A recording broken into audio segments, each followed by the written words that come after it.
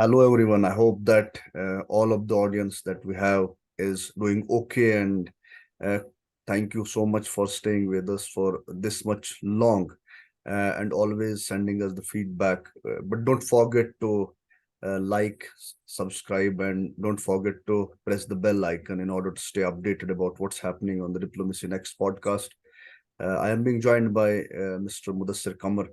Uh, First of all, I'd like to congratulate him that he has joined a new place, JNU, as an associate professor with the West Asian Studies department. And second, I also would welcome him because it has been a long that we last time promised that we'll be back with the podcast, but then most of the things we couldn't actually do a podcast on West Asia. And now that we are back, so I'd like to thank him for joining me again on this very important podcast. A very good afternoon to you, sir. Thank you, Mehraj. And thank you. Great greetings to your audience. And thank you for your audience to be in tune. Yeah, obviously, at the end of the day, it's the audience and purely the IR content that they are liking, and most of the people would love to be interested in the domestic politics, and even now the Karnataka elections are being declared. I mean, on this day, and Great. other developments at the national level and within the domestic politics domain. And since we are mostly connected and mostly interested in the IR department and IR segment of our things, so obviously our entire thing is different. But then let's start it. I mean, there have been many things that are happening in the West Asia itself. I would like you to delve upon this. Firstly, the peace deal that China brokered between Iran and Saudi Arabia. Let's start with that, sir. Yeah, it is a very, very important development. I would say, in many ways, it is in the last few years, if one looks at the developments in the region and the developments at the international politics level, this is one of the breakthrough moments in contemporary times. In so many ways, why I'm calling it a breakthrough moment is because Iran and Saudi Arabia are considered to be arch rivals in the region, in West Asia region, in the Gulf region. They are considered to be competing for influence not only in the region but also beyond in the larger Islamic world. And no doubt that both are big countries, both are influential countries, both have significant support base in the international arena, in the region as well. And in the past 10 years specifically, though their rivalry or competition and the tensions between them go back at least until 1979. In the last 10 years, especially after the Arab Spring uprisings, the two countries were at loggerheads in multiple theaters. They never directly actually got engaged in terms of any conflict, but in multiple theaters. For example, in Yemen, if you look at it, the two are considered to be the most influential or most significant external actors who are responsible in a way for the continuation of the conflict in Yemen. The same can be told about Syria.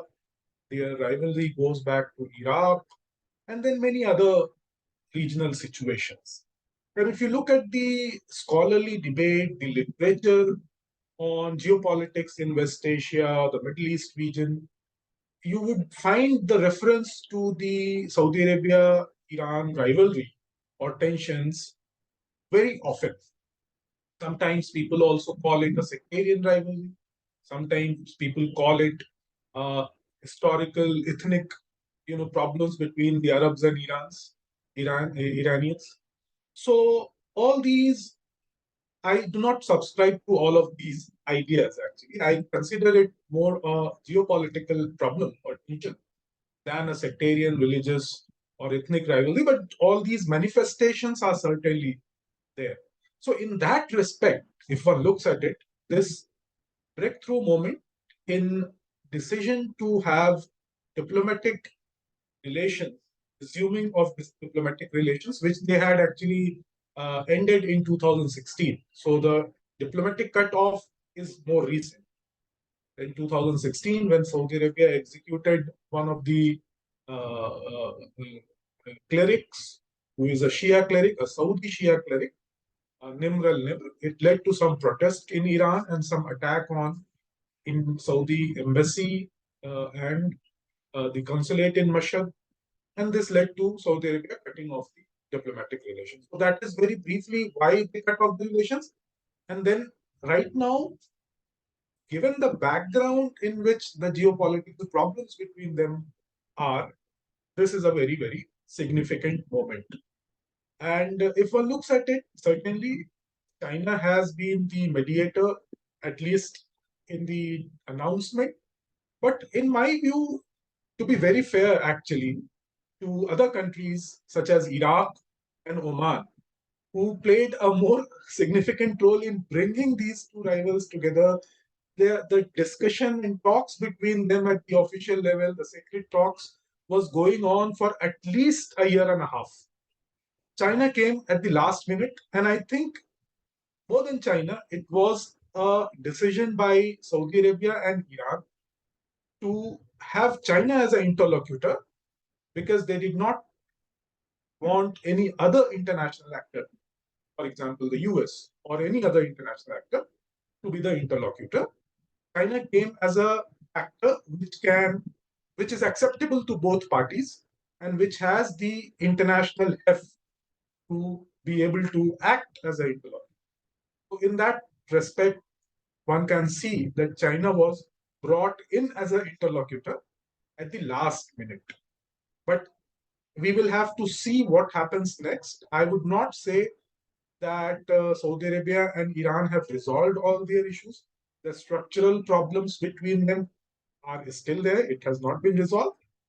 But certainly, it's a significant development which has the potential to redefine the situation in West Asia region in times to come. When we talk about the multiple theaters that you mentioned, and apart from that, let's draw an attention towards this thing that it was the Abraham Accords that drew the larger media attention at the global level, and then this a peace deal between Saudi Arabia and Iran. I mean, is there a comparison between the two that can be helpful to the viewers and the students as well? Certainly, if one looks at the geopolitical situation in the Middle East region, in the West Asia region, the Abraham Accord was a significant development. This was brought in by US to have a broader alignment among American allies in the region in a way, against Iran. So Israel, UAE, uh, also obviously Bahrain, and then Morocco joined later, and then Sudan. And the idea was to gradually have a normalization, or at least a beginning of normalization, between Israel and Saudi Arabia as well. So this was certainly, I mean, the Abraham Accords has certain other manifestations as well, in the sense that there is discussions about trade, geoeconomics, and so on. India has been considered or is being seen as a country which has become part of the Indo-Abrahamic Accords, especially in the geoeconomic domain. But there was certainly the geopolitical aspect of it, and I've written also about it, that the most important geopolitical factor which impacted the Abraham Accord was Iran. The threat perception among the Gulf countries and Israel, that was the common threat, and that was Iran. Now, with this peace agreement, or an agreement to look forward towards building peace or reducing tensions, or having at least the diplomatic relation between Saudi Arabia and Iran, the geopolitical situation has really, I would say, altered, become different. It's in a way a counter move to Abraham Accord. It has, in a way, one can say that a checkmate, as far as if one looks at politics and international politics as a chessboard, this was a checkmate uh, by the Iranians and the Saudis. Obviously, China gets involved. One can also see that at some level, even though Russia is completely right now bogged down in the war in Ukraine, but Moscow also might be interested in this kind of a development. So this can be viewed from two levels. At the systemic level, problems, geopolitics happening between US on the one hand and China on the other. There is the Indo-Pacific dimension, there is the Middle East dimension, and there is the European or Eurasian dimension, where if you would see the US and China are at the other sides. And these are the two big powers. And they are playing a very significant role in different areas. Now, the US move to have Abraham Accords and counter, or one can say surround Iran with regional alignments, that has been checkmated by Iran and the Saudi move to have a reconciliation process. There is a very specific reason for Saudi Arabia and Iran to actually do this. Not just about checkmating the American, geopolitical move.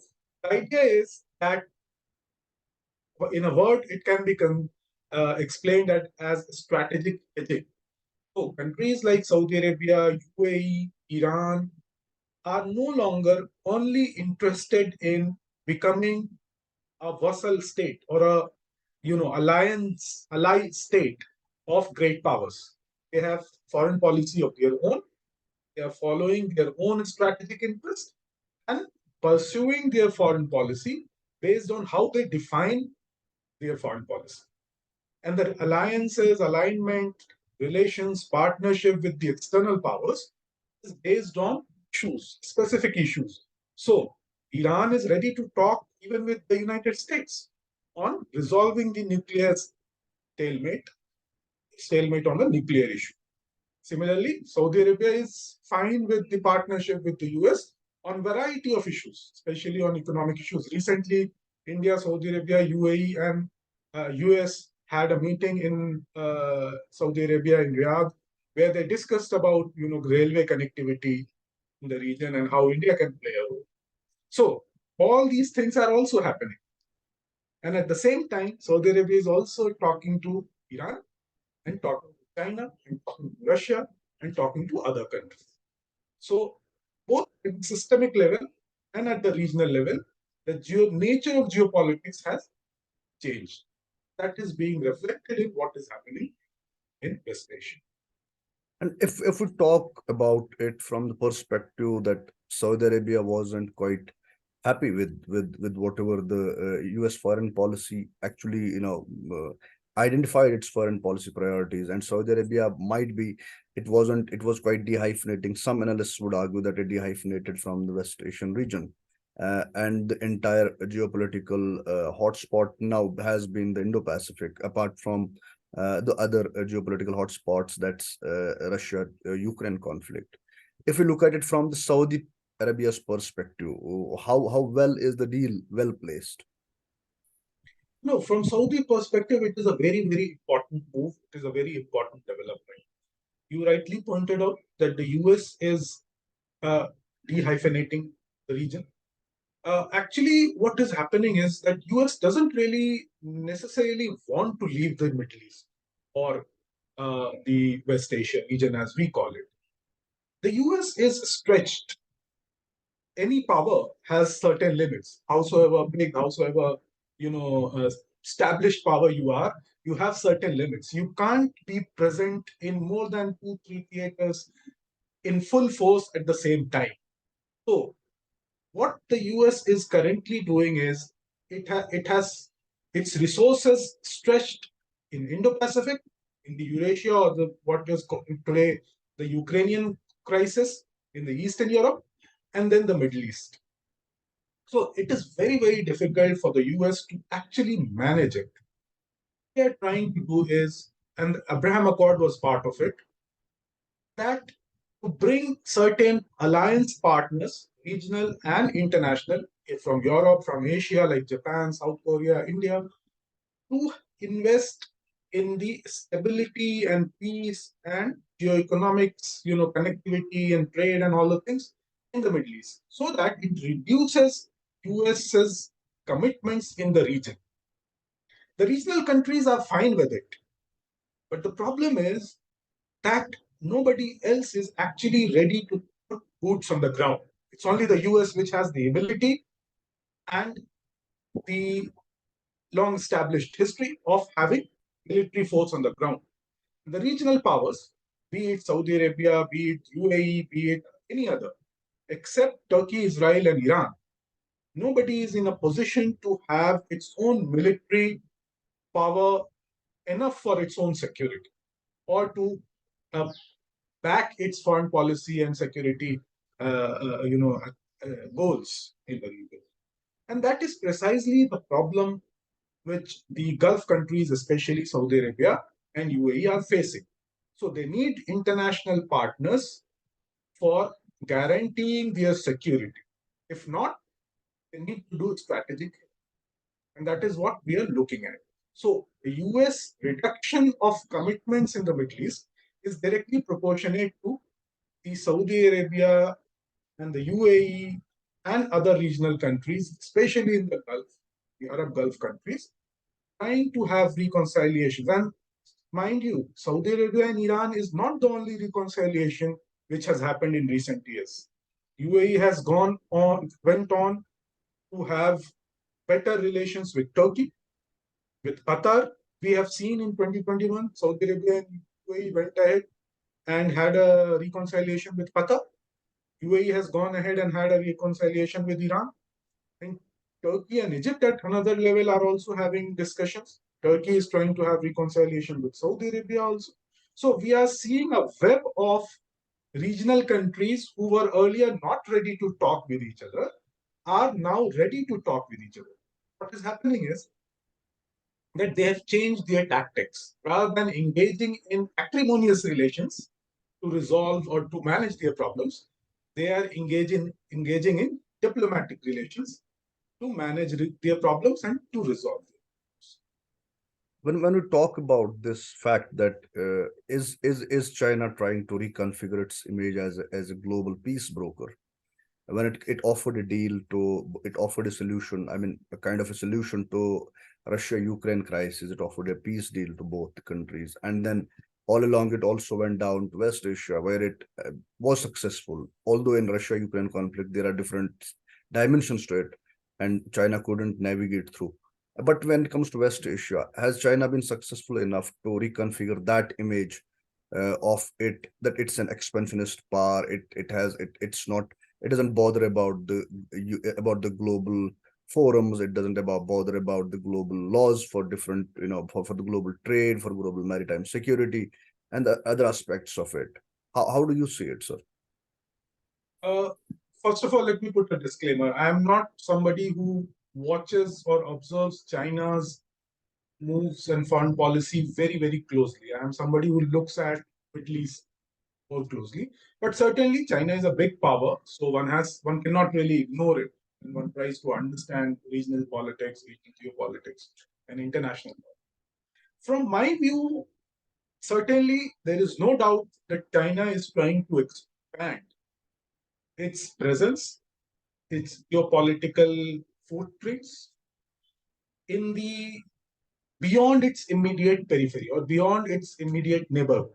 So, from Southeast Asia and to an extent Central Asia, China is now expanding to Middle East, Africa, or even other parts of the world in South Asia as well. And that is something which is very obvious. It's not hidden. I mean, it's not something which China is also not really trying to hide. It is very much out there. Now, having said that, if one looks at Russia-Ukraine issue, it is a more complicated issue. And Chinese overtures would not have succeeded because the Russian and Ukrainians are not really ready to have any kind of negotiations, talks, discussions at this point of time. If you remember, if we try to recall, earlier it was Turkey which was trying to have some kind of mediation between the two countries in the early phase of the war. Similarly, Israel also tried a bit because it was able to talk to both the parties.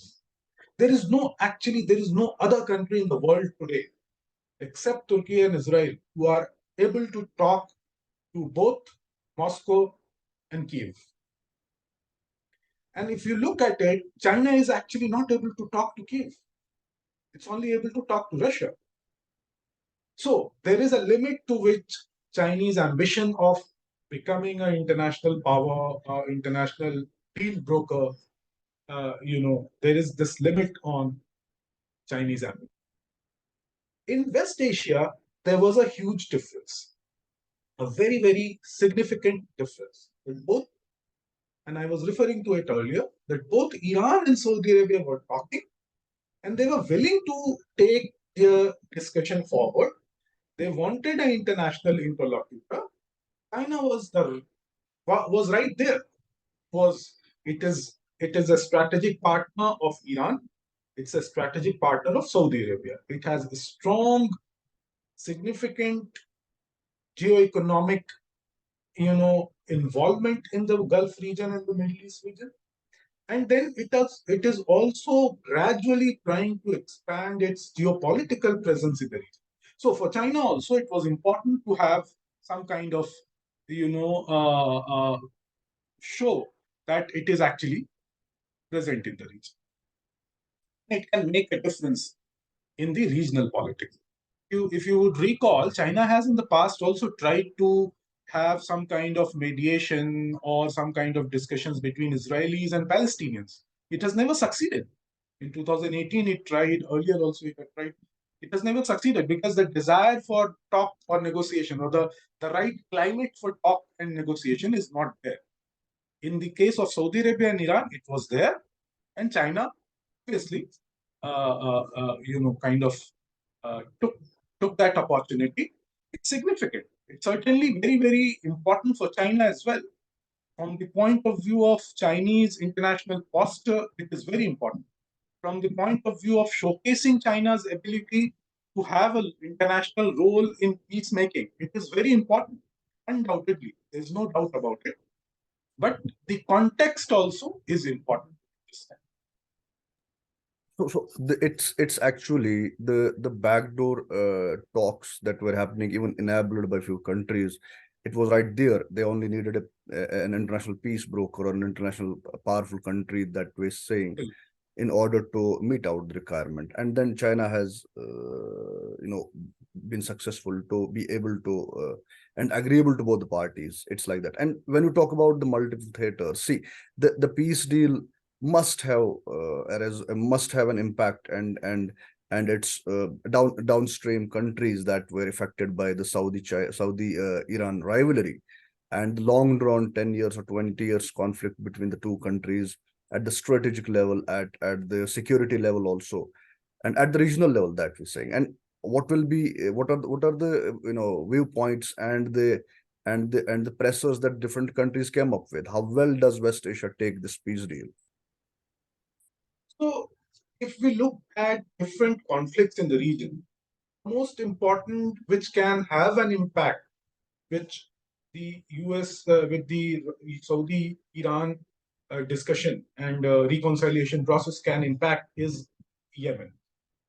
Because the most closely they are involved in terms of the civil war in the region is in Yemen, where if you look at Iran, it has been supporting, also in a way arming, and also to some extent training the Houthi group, which is which has much stronger grassroots, reach in the northern part of Yemen.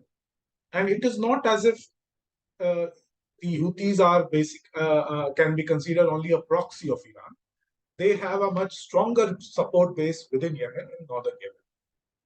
If you look at Saudi Arabia, Saudi Arabia has always considered Yemen to be a very significant country for its security because it shares borders with Yemen, long border with Yemen in the south. And any trouble in Yemen, any significant change in Yemen is bound to have impact on Saudi Arabia, its security, and its other aspects of human life. One can say human security. Now, if we go back, even in the 1960s, when there were troubles in Yemen, Saudi Arabia was directly involved. And if you look at the international war on terror, the US-led war on terror after 2001 in Yemen, when this process was going on against Al Qaeda, Saudi Arabia was involved. And after 2010, 2011, when trouble started in Yemen, like in other countries, Saudi Arabia was involved. Initially brokered a deal through GCC, and there was a hope that Yemen will actually have a peaceful future. That was not to be. But to say that only because Saudi Arabia and Iran would want to have a peace in Yemen, that may not, and it will happen, that may not be necessarily entirely correct. Because that way we are completely denying the fact that there are internal actors in Yemen, the Houthis, the Southern Transition Council, the tribal militias and leaders, and the internationally recognized government and the whatever little army they have, military they have. So all these components have to come together and accept that there is a need for reconciliation. Then it will happen. Similarly, one can look at the situation in Iraq, where Saudi Arabia and Iran have been, in the power struggle in a way. There is a tussle going on in between the two, and this goes back to 2003 when Saddam government was removed by the US intervention. There also the internal actors have to actually listen, to be ready to listen to what their international partners are saying. The Sadrist movement, the Nuri al-Maliki led faction, the government, there are militias which are backed by Iran, trained by Iran, the Kurdish groups, they all have to, then there are tribals who are, Sunni tribes, there are Shia tribes, and so on. So they have to really come together and accept that, okay, this is the time to put our differences behind and walk towards peace. In the Iraqi case, one can certainly say that at least, I know that there has been a lot of problems, but at least there is a consensus that the political process has to be worked out through elections. That is a very important development. That's a very positive development because no other country in the region actually has this kind of. I mean, there are exceptions, Turkey and Israel and some other countries. But this kind of political process, the role of centrality of elections in the political process is limited. Now, if you look at Syria, the impact has already been seen. For example, the Arab League has invited Bashar al-Assad to attend the next Arab League summit in Saudi Arabia. And most likely it will lead to Syria coming back to the Arab League's fold, uh, which means that there is some degree of forward movement, and perhaps the Saudi-Iranian reconciliation catalyzed or at least hastened the process of Arab Syria's re-entry into the Arab League. So certainly all these theaters will have some impact of the reduction in tensions between Saudi Arabia and Iran, but that doesn't mean they will be automatically resolved just because Saudi Arabia and Iran decided to talk diplomatically. That's quite interesting thing that you talked about the different aspects of the entire peace deal and its impact on larger West Asia. When we talk about, there are people who will also, and there are scholars and researchers equally curious to know about the Arab unity. And even some would go to an extent of calling it the first step towards the long issue of Arab unity that will benefit the entire region. What about that, sir? Uh, See, Arab unity, I would say it's still a pipe dream. There was a time when Arabs were talking about pan-Arabism or Arab nationalism and so on, but those days are over. If you look at the current situation, even the GCC countries, one of the most important regional blocs, or you can also say one of the most successful regional blocs, or perhaps the only successful regional bloc in West Asia region, there are differences between them. We have seen what happened to Qatar in 2017 and between 2017 and 21. And there are reports, which are not entirely incorrect, of some kind of differences between UAE and Saudi Arabia. There are other problems. And to expect that countries like Egypt, Tunisia, Algeria, Morocco, Saudi Arabia, UAE, Qatar, Iraq, Syria, they will all sit together and talk and resolve everything and become a united, front. I think that is something which is still way, way, way, away. We are not really looking at a situation where the region will become a very coherent, consensus-based regional blocking like the European Union. Yes, there are hopes that perhaps these countries will sit and talk together, and perhaps this will lead to some steps towards reduction in tensions, at least the ability to talk with each other in a diplomatic way and resolve any problems, differences, issues among themselves. But to say that there would be an Arab unity, there is a hope for some kind of a liberal Arab forum in the region. I would I would be very very surprised. I would actually disagree completely with such kind of a formulation at this point in time. And one last thing before we can sign off. I mean, we have just two other issues we have to talk about, but then limitation of the time has put a cap on our podcast. So one last thing is that what you have written recently about how this deal can benefit even India, having a a calm and stable West Asia as its neighborhood. How well can it be help Indian economy, and how well can it help Indian contacts with the region, be in the countries in their individual form, or the countries as a unity, as a united entity. Oh, certainly. I have always argued in my writings, in my discussions and talks, that a peaceful and stable West Asia and Gulf region is vital for India's interests. And most of the scholars who work on the Gulf region in India look at India's relations with the Gulf region. Would I would say that they would agree with this kind of a formula. So I'm not the only one saying this. Why I say this and why people want to have peaceful and stable situation? Because if you look at India's interest, there are 4 5 core issues. Expatriates in the region, around 9 to 10 million. The India's dependence on energy security, despite diversifying, despite the diversification in terms of sources to renewables and all that. If you look at dependence on the region for energy security, it is still vital. More importantly, the maritime security in Western Indian Ocean region. That is also very, very important, not just for India, but the entire trade between Asia and Europe. If you look at the trade between Indian Ocean and Mediterranean Sea via the Red Sea, this region becomes very, very important.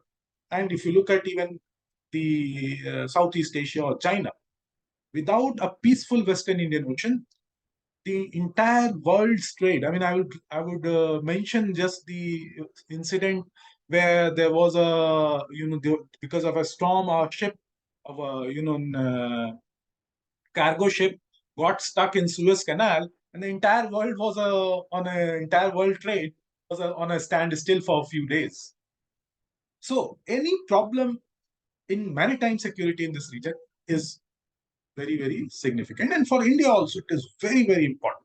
Our entire world trade with the West and Africa will come to a standstill if we do not have a peaceful region.